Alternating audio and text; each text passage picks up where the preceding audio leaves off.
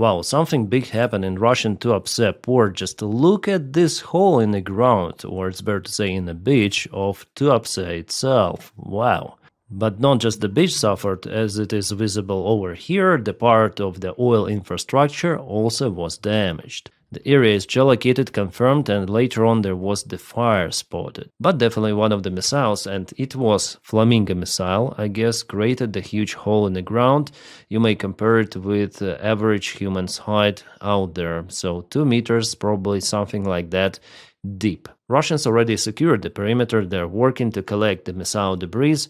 As locals report, it was not a single kaboom, but at least 2 were there. One hit oil facility. What kind of? Well, I'm still waiting for that information. Before it was said about the drone boats attacks from the sea, but later on missiles were confirmed. Well, maybe it was the combination attack, drone boats and missiles. Well, if it is a Flamingo, and I guess it was a Flamingo, still it means that that missile has some of the flaws with navigation and precision. It reminds the first usage of Flamingo where missile also missed. One of the missiles hit the target, it's Armyansk FSB facility, and one created this some sort of the hole right at the shore, hitting this border and mainly water part of it. And the longer missile flies, the less precision it has, and judging on the images from Tuapse port, missile really missed it quite far away, because the port infrastructure, well, it's over there, yeah, quite far. Why did this deviation happen? It's hard to tell. Missile should be equipped with inertial reference system together with GPS, and even if GPS is jammed, IRS, inertial reference system, will continue to guide missile properly towards the target. Again, it tells that this missile is kind of wet and Ukraine still requires lots of the time to master its usage. And guys, this hole in the ground, it's not the Russian air defense missile. The principle of the air defense munition is just to release the shrapnel very close to the airplane or to air target to penetrate it. Also, for sure, it will not create this huge hole in the ground. Oh yeah, it was a combined attack on Tuapse, and this facility is gone. For sure, it was the drone boat in combination with Flamingo. So the initial information was after all correct, and some of the eyewitnesses confirmed that there was the drone.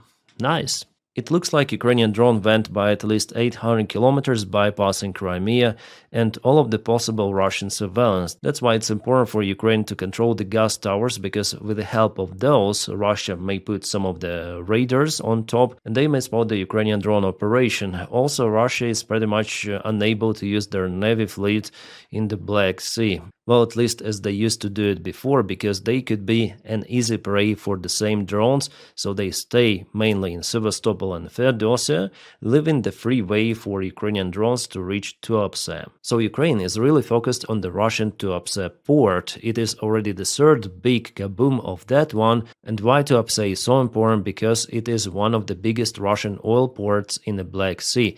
It is used for the Russian shadow tanker fleet. And something tells me that if those attacks continue, Russia may lose the great part of the oil money. About Flamingo, there was an article published recently on Independent. They say that Ukrainian-made cruise missile Flamingo outperforms the United States Tomahawk in several key aspects. Yes, in a range and if we speak about the payload, but still it is pretty much visible for the Russian air defense radars, and also it is in lack of precision. This piece of engineering is very, very bad. And so far, Ukraine is unable to use it successfully. We're not speaking about 3,000 kilometers. Tuapse is not that far away from Ukraine. But Tomahawks, they're capable, they're time-proven, they're very nimble compared to Flamingo. They're 8 times less visible for radars, any sort of the radars. And for this reason, Ukraine actually was interested in obtaining those missiles. Because nowadays, usage of Flamingo is more like experiment. We are not speaking about fully capable cruise missile. Even Neptune is more profitable, and with Neptune, Ukraine is actually very precise. For example, the day before yesterday, Ukraine hit the Russian power plant somewhere in Belgorod Oblast. That strike was definitely successful. The building was severely damaged, and Russia will not restore it for at least several months, maybe till the end of the winter time. But I agree that Flamingo is pretty much good for its price, and Ukraine may experiment for now with it. And by the way, in two of the occasions, this missile was after all successful, so it hit the target. It's not like completely bad missile, but yes, it's far to be perfect, and it's very vulnerable. We'll see how Ukraine may deal with those issues, which are out there in this missile.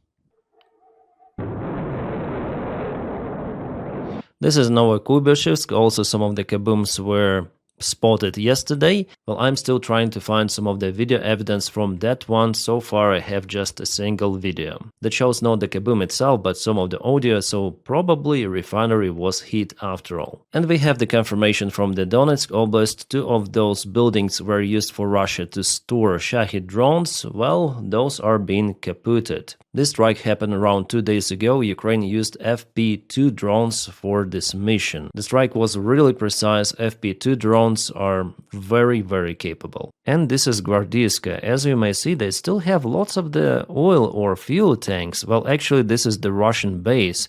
And I also see that this drone has the issues with control, because if it is on a high speed flying, there some of the Dutch rolls start to happen, yeah? So maybe Ukraine should work on this design. Nevertheless, they hit some building there. Gvardiiska is just in the central part of Crimea, not far away from Simferopol itself. Well, Russia also continued to strike Ukrainian power plants. For example, this one was working on biogas or something like that, kind of the unique power plant. Yeah, it was working on biomass. It was the only one station like that in Ukraine, and it was, I guess, even destroyed by Russians. They launched even missiles to hit this facility. Unfortunately for Ukraine, blackouts will continue to happen this winter. Well, it's not gonna be easy for Ukrainian civilians, and many more will leave the country because, staying without electricity for 8-12 hours at least per day, it is close to impossible. And by the way, not just without electricity, but also without the heat, because those are thermal power plants, so they produce electricity and heat. And this was not the biggest one, so Russia hits everything.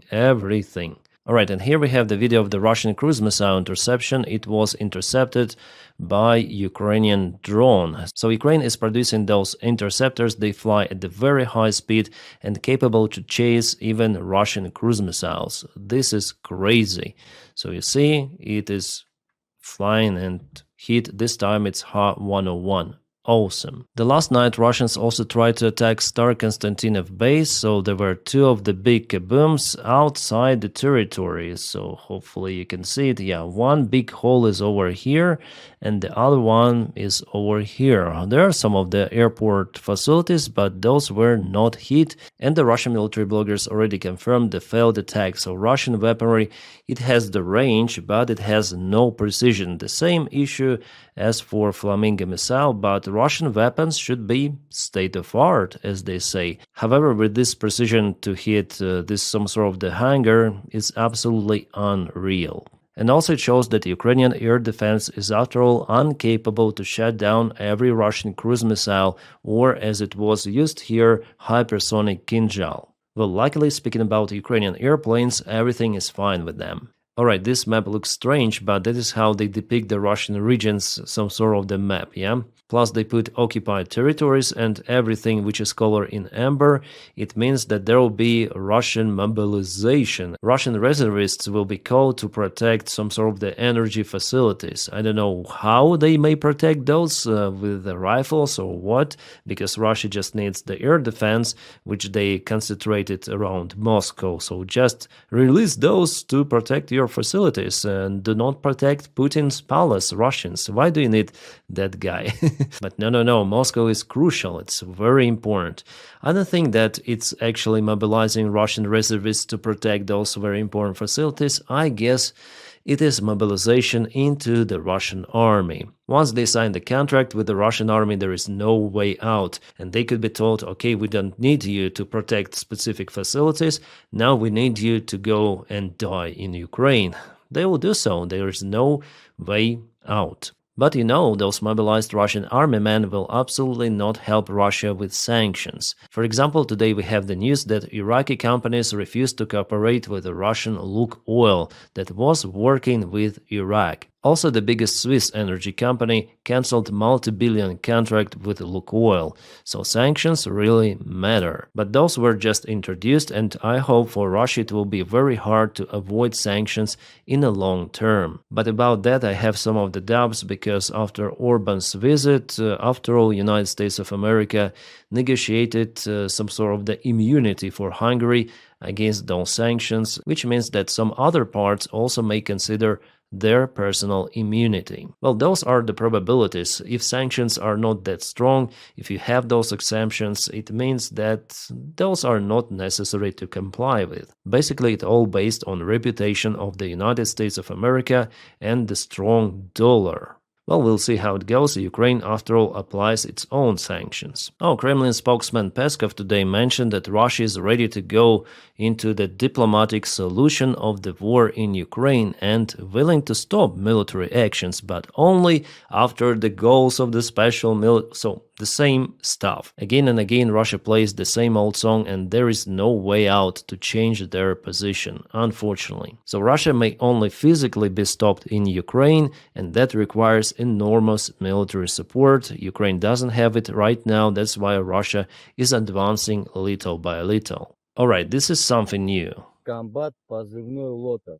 So his deputy battalion commander, call sign Claire, dig him down into the pit because he refused to go on the military task, which means some sort of the assault mission. This Russian guy said that it was some sort of the suicide mission, and for him to have the sun boss for his head is better variant. Well, interesting. It's the first time I see this stuff. Well, he was found and digged out by other Russians. The Wall Street Journal published the information about the investigation of the Nord Stream kaboom. They say that Zaluzhny could be involved in this operation, in the planning of it. They referred to some of the German officials involved in investigation. Well, as for me, Ukrainian side alone couldn't really plan this very sophisticated operation. A single small group on a yacht did this. Well, I think that there is something bigger involved into it. By the way, Russians also do not believe that it was just Ukraine. Well, they say that they fight in Ukraine against all of the NATO, so we shouldn't trust Russia. But here, well, there is the variant that Ukraine could plan it alone. We'll see. We'll see the official investigation result. For now, this kind of the information was published. Alright, just in my last video I told about the drones over Belgium, and we have the information, a new one, that drones again were spotted over Belgium, over their nuclear power station. Wow, Belgium, you should be ready to shut those drones. And what you need to do is to approve the confiscation of the Russian assets to help Ukraine to fight against Russia. Because Russia will send more drones towards you. They want to influence your decision. If you say yes, no more of those cases.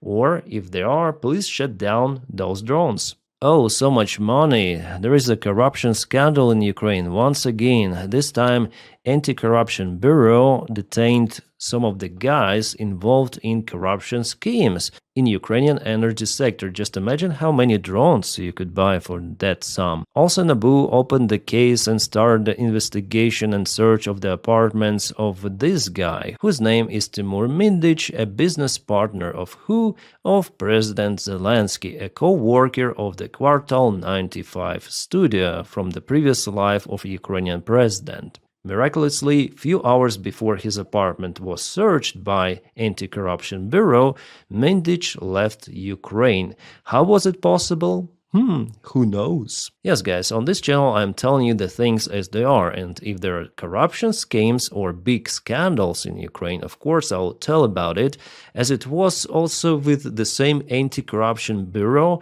few months ago. Then President Zelensky decided to block the independence of those very important institutions, and just after it he faced demonstrations in Ukraine and pretty much harsh critics from European officials. And he was forced basically to backtrack that decision, and now I understand why. Well, the good thing about the story that after all, Anti-Corruption Bureau is working as well as the independent prosecution, and they don't care if it is president's friend or not, but they will follow what they need to follow. And there were multiple of the schemes and stories connected to this Timur Middic, why it's done too late and the guy left the country, so it will be really hard to find him now. So this is not a good part of the story. Well, maybe they should ask Zelensky about possible locations of this one, or maybe Zelensky now has nothing to do with him. Well, at least he will say like that. And what I want to tell here that if there are some of the Russian assets confiscated and given to Ukraine, they should be tracked very, very precisely by our European partners. Yes, corruption is elsewhere, also in Europe. Just look at Hungary. But in Ukraine, it is a criminal corruption because it is happening by the time there is a full-scale war against Russia. But guys like Mindich, they don't care about Ukraine. For those thieves, Ukraine is just a country where they can steal, take the money and relax somewhere else, living their best life. Well, as for Zelensky, I cannot say the same. Really, guy is risking a lot. Well, I don't think that he's corrupt himself, but his circle, at least as it was before, is damn corrupt. And I think if they dig something on Yermak, who is still ahead of the president's office, I wouldn't be surprised that they will find something. And you know what I see? The paid publications now are out there in Ukrainian media, in Ukrainian Telegram channels. Not all of them. Normal people post that everything is good, that even Zelensky's friends are now under investigation. But no, official media say that everything is wrong, that National Anti-Corruption Bureau, there is some problem with that.